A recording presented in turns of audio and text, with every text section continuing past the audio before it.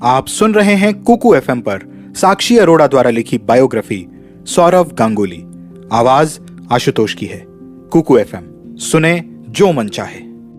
दादा, Bengal tiger, Maharaja, the god of the off side. जाने कितने ही नामों से दुनिया उन्हें जानती भी है और क्रिकेट का भगवान मानती भी है। उन्होंने जितनी तालियों की गूंज सुनी, शायद उतनी ही आलोचनाएं भी सही, लेकिन दादा तो दादा ही ठहरे। अपने जोश और जुनून से इंडियन क्रिकेट टीम को एक अलग मुकाम पर ले गए। उन्होंने इंडियन क्रिकेट टीम को आईसीसी रैंकिंग में नंबर 8 से उठाकर दूसरे पायदान पर खड़ा कर दिया।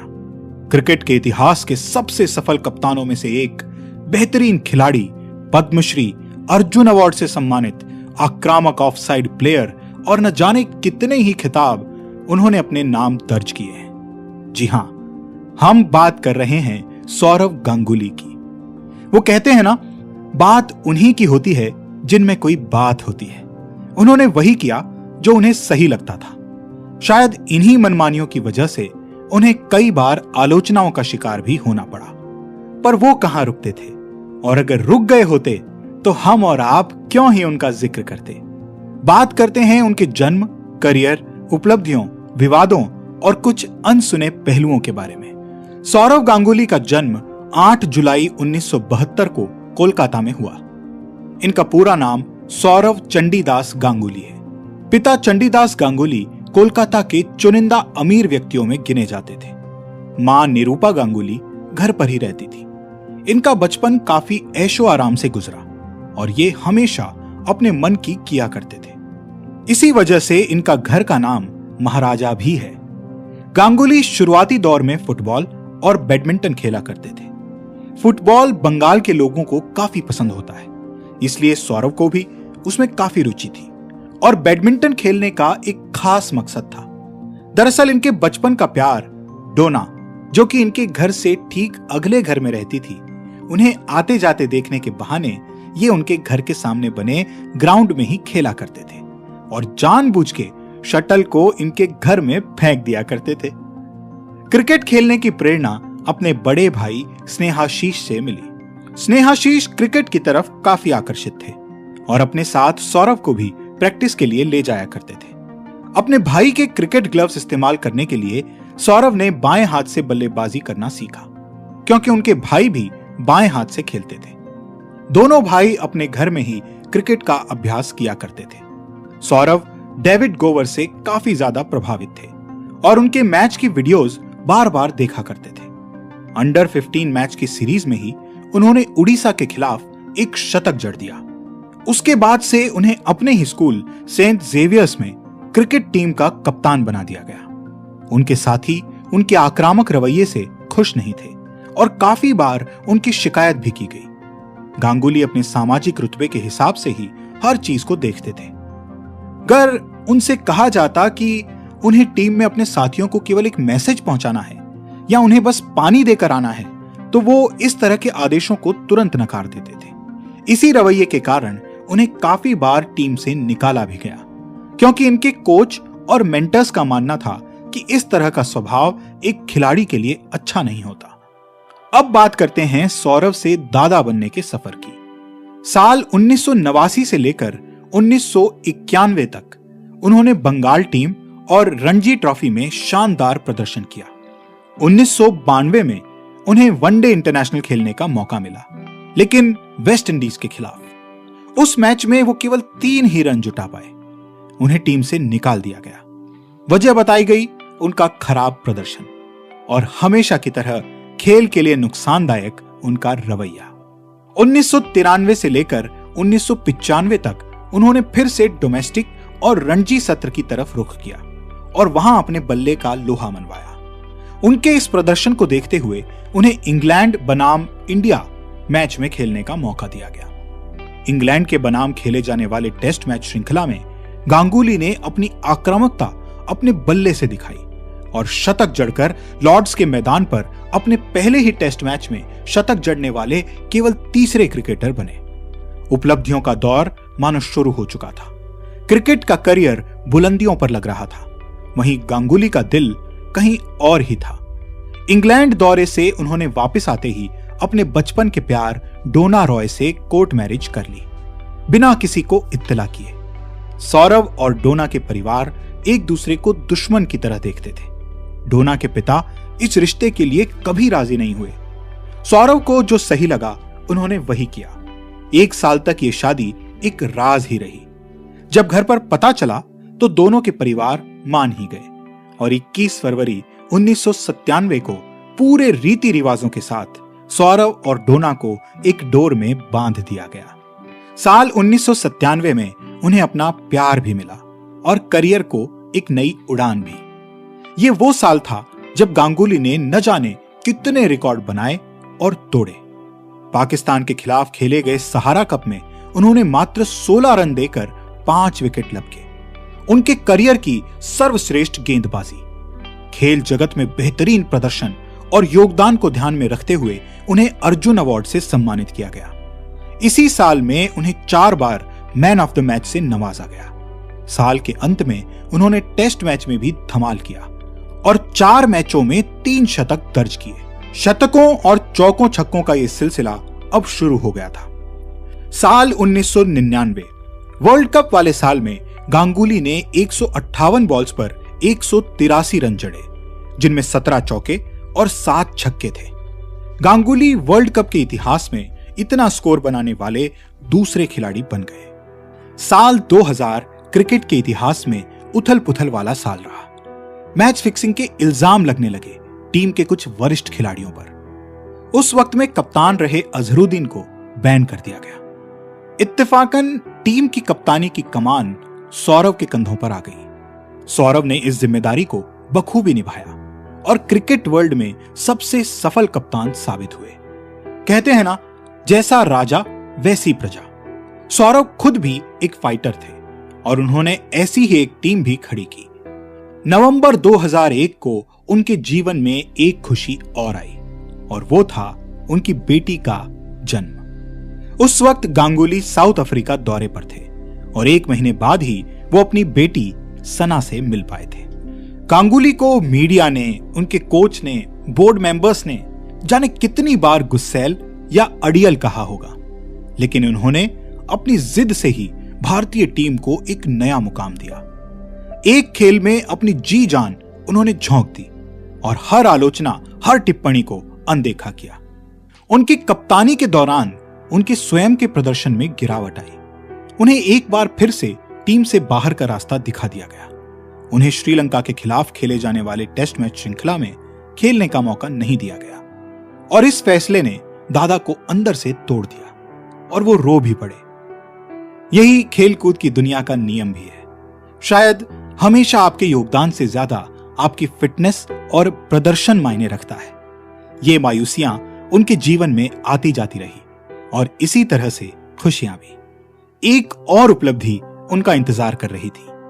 भारत का सर्वश्रेष्ठ अवार्ड उनका इंतजार कर रहा था। 2004 में उन्हें राष्ट्रपति एपीजे अब्दुल कलाम द्वारा पद्मश्री से सम्मानित किया गया। अब दादा पद्मश्री भी अपने नाम कर चुके थे। राहुल द्रविड़ ने उन्हें एक नाम और दिया, the god of the off side. Ganguly एक उम्दा प्लेयर रहे, लेकिन उनकी एक कमजोरी भी थी। वो चौके छक्के तो गजब के जड़ते थे, लेकिन सिंगल रन लेने में इतने सहज नहीं थे। अक्सर वो असमंजस में पड़ जाते थे और जल्दी जल्दी में सामने खड़े खिलाड़ी को रन लेने को बुलाते और खुद ही उन्हें वापस भेज देते। इस वजह से उनके साथी खिलाड़ी कई बार रन आउट हो जाते। ऐसे पलों को मैच के टेलीकास्ट में बार बार दिखाया जाता था। साल 2005 सितंबर का महीना फिर से कुछ विवाद लेकर आया और टीम के तत्कालीन कोच ग्रेग चैपल ने बीसीसीआई को एक ईमेल लिखा, जिसमें उन्होंने साफ साफ शब्दों में गांगुली को मानसिक और शारीरिक तौर पर टीम के लिए अनफिट बताया। उनके इस कदम ने गांगुली को फिर से झटका दिया, क्योंकि वो ग्रेग चैपल को बहुत मानते थे। इसी घटना और खराब प्रदर्शन के कारण उन्हें जिम्बाब्वे सीरीज में खेलने का मौका नहीं मिला और उनकी जगह राहुल द्रविड़ को कप्तान बना दिया गया। मायूसियों का दौर यूं ही चलता रहा। एक खिलाड़ी जिसने अपने जी जान से एक टीम को खड़ा किया, कुछ गलतफहमियों और बुरे दौर की वजह से उसे ही टीम से बाहर निकाल दिया जाए तो इससे निराशा नहीं तो और क्या होगा। जब जब टीम को जरूरत होती उन्हें फिर से बुला लिया जाता और वो कभी मना नहीं करते थे। दादा ने अपनी कप्तानी में ही कितनी ही यंग टैलेंट को मौका दिया। युवराज सिंह, जहीर खान, हरभजन, इन सब खिलाड़ियों की फौज से दादा ने टीम इंडिया को एक फाइटर टीम बनाया था। 2008 आईपीएल का दौर, दादा को कोलकाता नाइट राइडर का कप्तान बनाया गया। फिर एक दौर ऐसा भी आया जब आईपीएल के चौथे सत्र में गांगुली नाम पर किसी ने बोली नहीं लगाई। अपनी आंखों के सामने खुद को बनता और बिगड़ता देख कैसा लगता होगा, ये केवल दादा ही समझ सकते थे। पर वो निराश कभी नहीं हुए। उनके खाते में जो कामयाबियां थी और उनका जज्बा उन्हें कभी कमजोर नहीं पड़ने देता था। 8 अक्टूबर 2008 को उन्होंने टेस्ट मैच से संन्यास लेने का ऐलान कर दिया। ठीक एक महीने बाद ही उन्होंने एक दिवसीय अंतर्राष्ट्रीय मैचों से भी संन्यास ले लिया। यदि बात करने लगें दादा की उपलब्धियों की तो शब्द काफी नहीं होंगे। एक बेहतरीन खिलाड़ी, एक काबिल और सफल नेता जिन्होंने अपने नेतृत्व में टीम इंडिया का नक्शा ही बदल दिया। सौरव के बारे में एक बात कही जाती है कि वो खुद कम बोलते हैं और उनका बल्ला उनसे ज्यादा बोलता है। एक छोटी सी कोशिश उनकी उपलब्धियों को नापने की। विश्व के ऐसे 3 बल्लेबाजों की सूची में शामिल जिन्होंने लॉर्ड्स के मैदान पर अपने करियर के पहले मैच में ही शतक दर्ज कराया। सचिन तेंदुलकर के बाद सिर्फ गांगुली ओडीआई में 10,000 रन तक पहुंचने वाले सबसे तेज खिलाड़ी रहे। आईसीसी वर्ल्ड कप के इतिहास में 183 रन बनाने वाले वो एकमात्र भारतीय हैं। वनडे इंटरनेशनल में लगातार 4 बार मैन ऑफ द मैच जीतने वाले एकमात्र खिलाड़ी। विदेशी मिट्टी पर वो भारत के सर्वश्रेष्ठ कप्तान साबित हुए। उन्हें अपनी कप्तानी और नेतृत्व के लिए 2004 में राम मोहन रॉय अवार्ड से सम्मानित किया गया। मैच फिक्सिंग की घटना के दौरान जब एक नामी बुकी से पूछा गया क्या गांगुली भी इस मैच फिक्सिंग में शामिल थे, तो उसने बयान दिया था कि वो दादा को भी अपने साथ शामिल करना चाहते थे, लेकिन गांगुली से बात तक करने की किसी में हिम्मत नहीं हुई। पाकिस्तान की धरती पर टेस्ट मैच जीतने वाले वो एकमात्र कप्तान थे।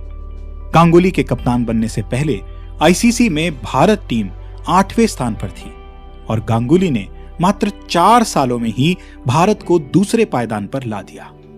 विश्व के 5वें ऐसे खिलाड़ी जिन्होंने वनडे इंटरनेशनल में 10,000 रन्स, 100 विकेट और 100 कैचेस अपने नाम करवाए। सौरव साल 2015 से 2019 तक बंगाल की क्रिकेट एसोसिएशन के प्रेसिडेंट रह चुके हैं और 2019 से वो board of cricket control in India के प्रेसिडेंट हैं। अपनी बेबाकी और ईमानदार जवाबों से सौरव ने फैंस के दिलों में अपनी एक अलग इज्जत बनाई।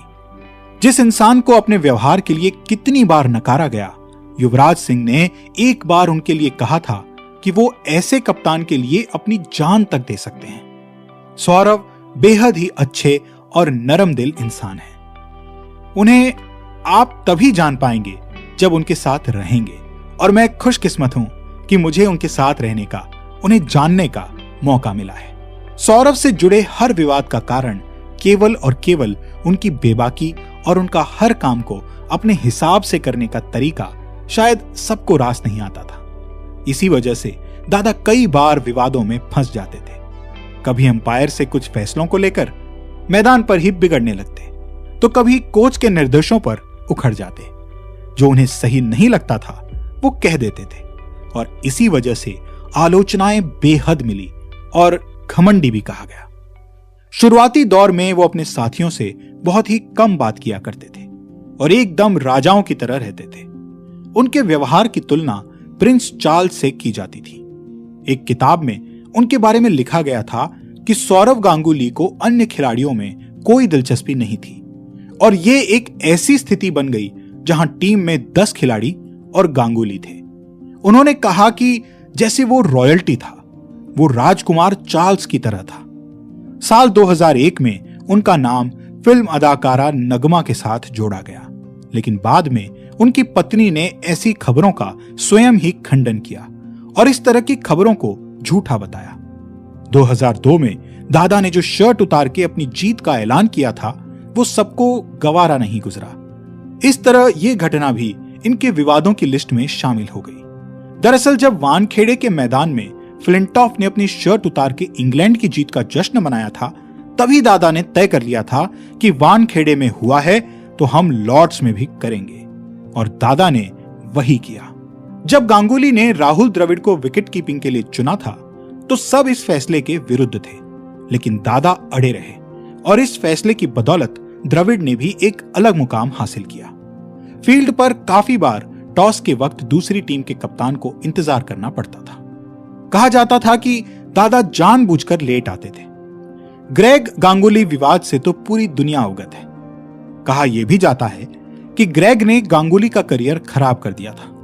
गांगुली को कप्तानी छोड़ने के लिए कहा गया और फिर टीम से बाहर निकलने को कहा गया। कोलकाता में और धीरे धीरे पूरे देश में ग्रेग का कड़ा विरोध भी किया गया। क्रिकेट फैंस ने गांगुली का पूरा साथ दिया। दादा की टीम ने भी दादा का साथ दिया और गांगुली की कप्तानी को सराहा। हरभजन सिंह ने मीडिया के सामने यह बयान दिया कि सौरव एक शानदार कप्तान है, ग्रेग ने उनके साथ ज्यादती की है। सचिन ने भी अपनी बायोग्राफी में ग्रेग का विरोध किया और सौरव के प्रति उनके व्यवहार को गलत बताया। गांगुली टीम इंडिया को जितना आगे लेकर आए थे, ग्रेग के गलत फैसलों की वजह से टीम इंडिया फिर से अपना मुकाम खोने लगी थी और गांगुली अपना आत्मविश्वास। लेकिन दादा को कुछ भी रोक नहीं सकता था। ग्रेग के अंडर खेलते हुए टीम इंडिया का प्रदर्शन बिगड़ता जा रहा था। बीसीसीआई को भी सौरव जैसे कप्तान को खोने का अफसोस होने लगा था। गांगुली ने साउथ अफ्रीका दौरे के लिए फिर से कमबैक किया और 83 रन की शानदार पारी खेली, जो कि टीम इंडिया को जीत दिलाने में मददगार साबित हुई। गांगुली ने फिर से खुद को साबित किया और बोर्ड मेंबर्स को अपने बल्ले से जवाब दिया कि वो ही टाइगर है और टाइगर तो अभी जिंदा है। अब जानते हैं सौरव गांगुली के बारे में कुछ रोचक तथ्य। सौरव दाएं हाथ से बॉलिंग करते हैं, दाएं हाथ से ही सब काम करते हैं, लेकिन उन्होंने बल्लेबाजी का अभ्यास बचपन से ही बाएं हाथ से करना सीखा ताकि वो अपने भाई की क्रिकेट किट इस्तेमाल कर सके। सौरव का पहला प्यार बचपन से ही फुटबॉल था और अभी भी है।